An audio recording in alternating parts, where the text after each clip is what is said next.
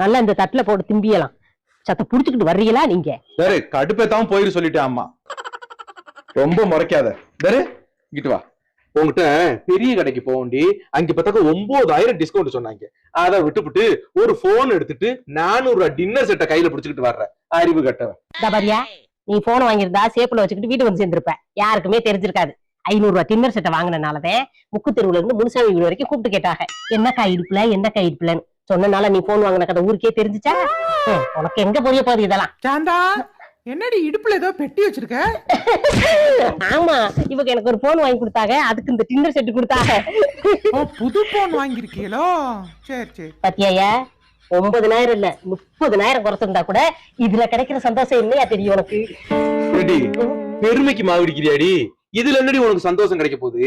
சாயந்தரம் கடை பக்கம் போவில போய் பாரு, ஒவ்வொரு வீட்லயும் உன்னைய பத்தி தான் பெருமையா பேசிக்கிட்டு இருப்பாங்க. சாந்தா ஒரு